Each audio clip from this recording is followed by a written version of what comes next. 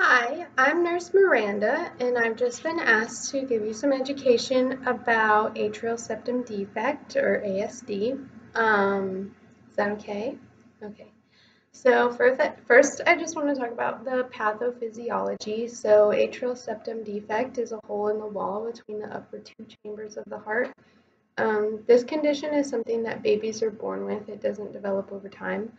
All babies are born with a hole in their heart that's called the foramen ovale. And this is formed when the baby is in utero because it helps the baby circulate blood better because they're not using their lungs in utero. But when babies are born, this hole naturally closes on its own, usually, to help the blood go to the lungs better.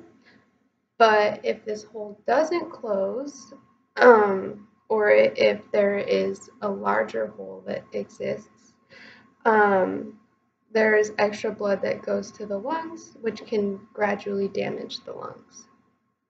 And so, with this, a lot of times babies are asymptomatic, and we may not catch this until later on.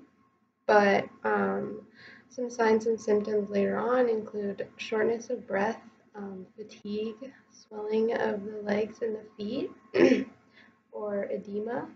The heart will feel like it skipped a beat, or there may be a murmur sound heard when listening to the heart with a stethoscope, and this sound is just like a whooshing sound, and it indicates that there is turbulent blood flow somewhere in the heart, meaning that the blood isn't flowing smoothly. So like if you think about water flowing over like river rocks and it makes noise, it's like that.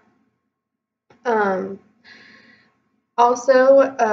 blood clots can develop with this disease because the blood can pool, but strokes and blood clots are very rare during childhood with this disease.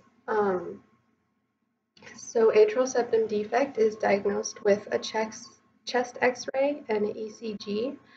The ECG is an electrocardiogram, which is just a machine that measures the electrical activity of the heart. The right side of the heart can indicate that there's an increase in size on the electrocardiogram, and this just means that the wall of the heart grows in size because it's working harder to pump blood through the body properly.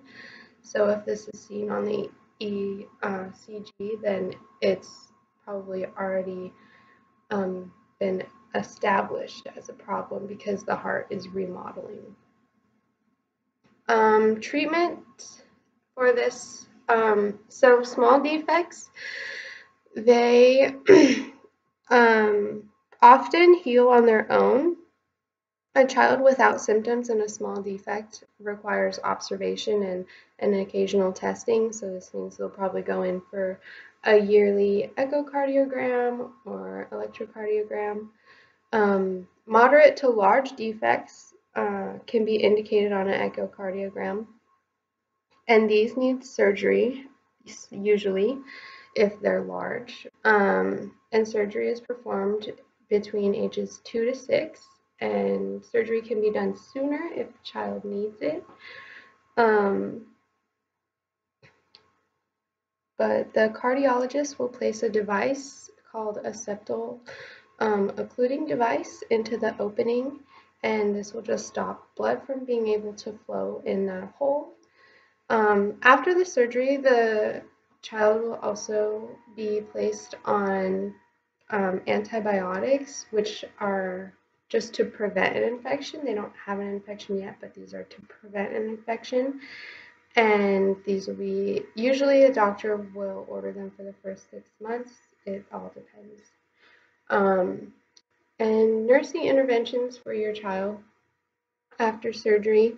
The nurse will monitor your child for several hours, and they'll monitor vital signs and pulses and skin temperature in the arm or leg used for the procedure.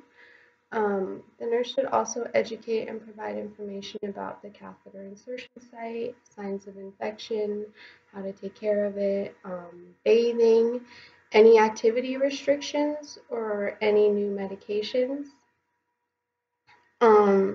Pain medications may be prescribed, and the nurse is responsible for administering these medications in the hospital. Um, Often these medications are ibuprofen and Tylenol, and these can be continued at home, and you can administer those. But you should only be taking medications prescribed by the doctor and how the doctor prescribed.